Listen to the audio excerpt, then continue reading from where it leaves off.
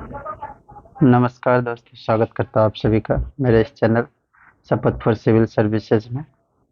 आज हम लोग जो है भारतीय राज्य व्यवस्था इंडियन पॉलिटी के अंतर्गत कॉन्स्टिट्यूशनल डेवलपमेंट ऑफ इंडिया पढ़ेंगे। भारत का संवैधानिक विकास के बारे में पढ़ेंगे और वो भी एनसीईआरटी बेस्ड पढ़ेंगे। और इतना यदि याद हो जाता है तो हमारा प्रश्न एक भी एग्जाम में नहीं छूटेगा। तो चलिए देखते हैं। पहला पॉइंट हम लोग रेगुलेटिंग एक्ट 1773 द्वारा सर्वोच्च न्यायालय की स्थापना कहाँ की गई थी? तो ये जो है कलकत्ता 1774 ईस्वी में किया गया था। नेक्स्ट पॉइंट है हमारा भारतीयों को भारत के प्रशासन में भाग लेने का अधिकार किस अधिनियम के द्वारा प्राप्त हुआ था? तो ये चार्टर एक्ट 1833 के द्वारा हुआ था। भारतीय विधान परिषद को बजट पर बहस करने की शक्ति किस अधिनियम के द्वारा प्राप्त हुआ था? तो ये भारत परिषद अधिनियम 1892 में हुआ था। केंद्रीय विधानमंडल सर्वप्रथम किस अधिनियम के द्वारा द्विसदनीय बनाया गया? ये 1919 के भारत शासन अधिनियम के द्वारा बनाया गया था। हमारा जो अंतिम प्रश्न है, भारत के राष्ट्रपति को अध्यादेश ऑर्डिनेंस निर्गत करने की शक्ति मूलतः किस अधिनियम में प्रेरित है? भारत शासन अधिनियम 1935। इतना जो भी है ये पॉइंट एकदम जिसको बोलते हैं ना वीवीआई, ये सब है। हर एग्जाम में इस टाइप का प्रश्न पूछा गया। अब देखते हैं हम लोग भारत का संवैधानिक विकास किस तरह हुआ है। इंडिया जो है ईस्ट इंडिया कंपनी के अंतर्गत कौन सा हुआ है? ब्रिटिश क्राउन के अंतर्गत कौन कौन सा एक्ट लगाया गया, अधिनियम लगाया गया? तो अब देखते हैं। तो सबसे पहले जो है ईस्ट इंडिया कंपनी के अंतर्गत कौन सा एक्ट लगाया गया था? रेगुलेटिंग एक्ट जो कि 1773, ईस्ट इंडिया एक्ट जो कि 1784, charter act 1793, charter act 1813, charter act 1833, charter act जो है 1853। और ब्रिटिश क्राउन के अंतर्गत क्या क्या लगाया गया था? भारत शासन अधिनियम 1858, भारत परिषद अधिनियम 1861, भारत परिषद अधिनियम 1892, भारत परिषद अधिनियम 1909, सॉरी, भारत शासन अधिनियम 1919, भारत शासन अधिनियम 1935, भारत स्वतंत्रता अधिनियम 1947। केंद्र में द्वैत शासन व्यवस्था किस अधिनियम के द्वारा लगाया गया था? ये अधिनियम किस अधिनियम के द्वारा लगाया था? भारत शासन अधिनियम 1935। ब्रिटिश भारत में किस अधिनियम के संघीय शासन का प्रावधान था? भारत शासन अधिनियम 1935। भारत शासन अधिनियम 1919 की समीक्षा करने के लिए वर्ष 1927 में साइमन कमीशन का जो है गठन किया गया था। अखिल भारतीय संघ स्थापित करने का प्रावधान किस अधिनियम के अंतर्गत किया गया था? तो ये किया गया था भारत शासन अधिनियम 1935। कह रहा है भारत के संविधान में केंद्र और राज्यों के मध्य किया गया शक्तियों का विभाजन भारत सरकार अधिनियम 1935 पर ही आधारित है। और जो अगला है हमारा, एक निर्वाचित संविधान सभा द्वारा भारत के संविधान का निर्माण करने का प्रस्ताव किसके द्वारा दिया गया था? क्रिप्स मिशन के द्वारा। भारतीय संविधान सभा का गठन किसके अंतर्गत किया गया था? कैबिनेट मिशन 1946 के अंतर्गत। खैर जितना भी है दोस्तों ये पॉइंट जो है नोटेड है, और इतना यदि बना दिए या फिर याद कर लिए तो मुझे नहीं लगता कि आपका जो है कॉन्स्टिट्यूशनल डेवलपमेंट ऑफ इंडिया से प्रश्न छूटेगा भी। ये एनसीईआरटी बेस्ड है, वन पॉइंटेड, और छूटेगा भी नहीं, है ना। कह रहा है कैबिनेट मिशन द्वारा प्रस्तुत योजना के अनुसार संविधान सभा में प्रांतों से प्रतिनिधियों का निर्वाचन किस अनुपात में था? 10 लाख की जनसंख्या पर सदस्य, एक सदस्य थे। 10 लाख की जनसंख्या पर कितने? एक सदस्य थे, है ना। भारतीय संविधान का निर्माण करने वाली संविधान सभा के सदस्यों का चुनाव किसके द्वारा किया गया था?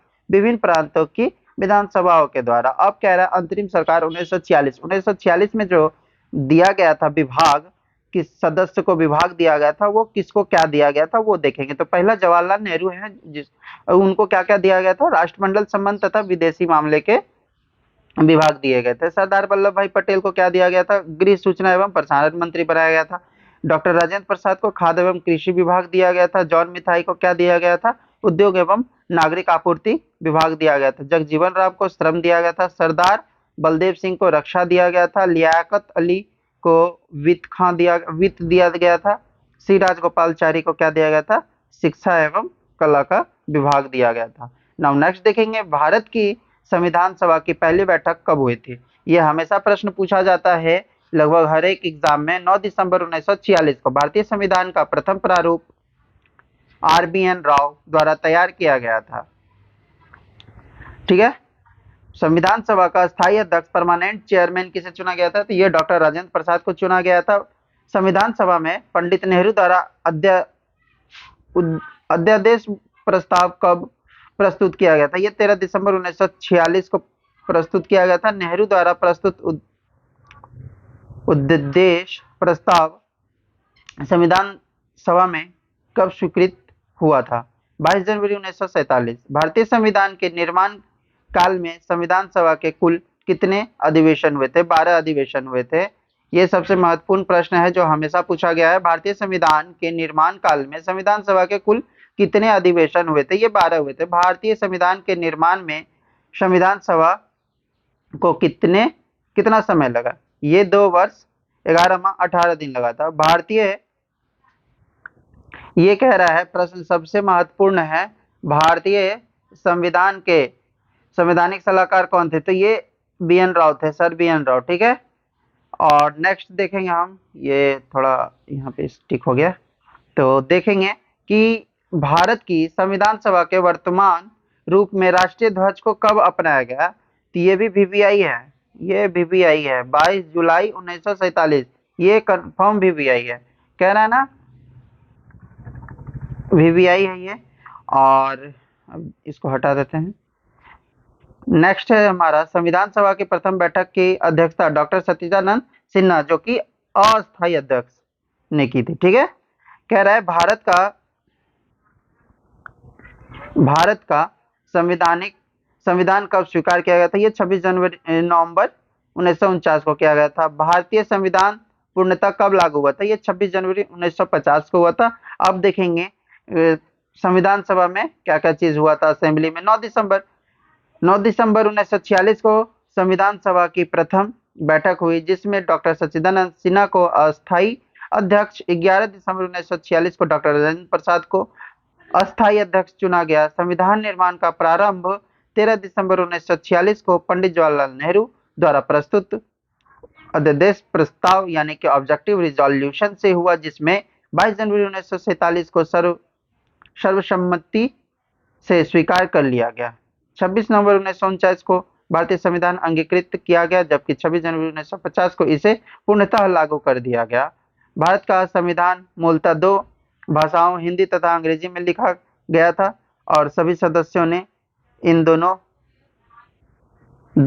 प्रतियों पर हस्ताक्षर किए थे। नाउ नेक्स्ट देखेंगे हम लोग कि ये क्या है। 26 नवंबर 1949 को भारतीय संविधान किसके द्वारा अधिनियमित किया गया? संविधान सभा के द्वारा। ठीक है, जनगण मन को भारत के राष्ट्रगान के रूप में कब अपनाया गया? 26 जनवरी 1900। ये भी महत्वपूर्ण प्रश्न है, VVI है। कह रहा है कि जनगण मन को भारत के राष्ट्रगान के रूप में कब अपनाया गया? ये 26 जनवरी 1950 को। नाउ नेक्स्ट देखेंगे हम लोग, भारत सरकार द्वारा अशोक स्तंभ को राष्ट्रीय चिन्ह यानी कि नेशनल एम्बलम के रूप में कब अंगीकृत किया गया, अडॉप्ट किया गया? ये 26 जनवरी 1950 कह रहा है। संविधान सभा का सलाहकार समिति एडवाइजरी कमेटी के अध्यक्ष सरदार वल्लभ भाई पटेल थे, है ना। संविधान सभा की झंडा समिति के अध्यक्ष कौन थे? डॉक्टर राजेंद्र प्रसाद थे। अब कह रहा है प्रमुख समिति एवं उनके अध्यक्ष। ये जब सब चीज लागू हो गया था उसके बाद का था, 1947 वाला था ये शायद। संघ शक्ति समिति पंडित जवाहरलाल नेहरू, संघीय संविधान समिति पंडित जवाहरलाल नेहरू, प्रांतीय संविधान समिति के सरदार वल्लभ भाई पटेल, प्रारूप समिति भीमराव अंबेडकर, ये सब उनके द्वारा अति किया गया था। प्रमुख समिति के उनके अध्यक्ष बनाए गए थे। प्रारूप समिति के डॉक्टर भीमराव अंबेडकर, प्रांतीय संविधान समिति के सरदार वल्लभ भाई पटेल, संघीय संविधान समिति पंडित जवाहरलाल नेहरू, संघीय समिति पंडित जवाहरलाल नेहरू, मौलिक अधिकार एवं अल्पसंख्यक संबंधी परामर्श ये सरदार वल्लभ भाई पटेल, प्रक्रिया नियम समिति डॉक्टर राजेंद्र प्रसाद, राज्यों के लिए समिति पंडित जवाहरलाल नेहरू, संचालन समिति डॉक्टर राजेंद्र प्रसाद, संविधान सभा के कार्यों के से संबंधित समिति के अध्यक्ष कौन थे? जीवी मालवलंकर। डॉक्टर बी आर अम्बेडकर की अध्यक्षता में संविधान सभा के प्रारूप समिति में 6 अन्य सदस्य थे। एन गोपाल स्वामी अयंगर, डॉक्टर के एम मुंशी, बी एम मित्रा। बाद में इनके स्थान पर एन माधवराव, अलादी कृष्णस्वामी अय्यर, सैयद मोहम्मद सदुल्ला तथा डीपी खेतान। बाद में इनके स्थान पर टीटी कृष्णमाचारी थे। संविधान सभा ने डॉक्टर बी आर अम्बेडकर को अध्यक्षता में प्रारूप समिति का गठन किया। 19 अगस्त 1947 डॉक्टर बी आर अम्बेडकर का संविधान सभा के निर्वाचन किस प्रेसिडेंसी से हुआ? बम्बई प्रेसिडेंसी 1947 से 50, पहले बंगाल प्रेसिडेंसी के अंतर्गत आता था, जो कि 1946 से 1947 था। ठीक है, तो जितना भी अभी मैंने 1 पॉइंट बताया एनसीईआरटी बेस्ड, ये सब याद कर लेना। और याद कर लेने के बाद जो है, इतना यदि याद हो गया है ना, तो कॉन्स्टिट्यूशनल डेवलपमेंट जो है आपका छूटेगा नहीं। तो जितना भी आपको लोगों को अच्छा लगे तो चैनल को लाइक करें, फॉलो करें, है ना। चलिए, जय हिंद, जय भारत।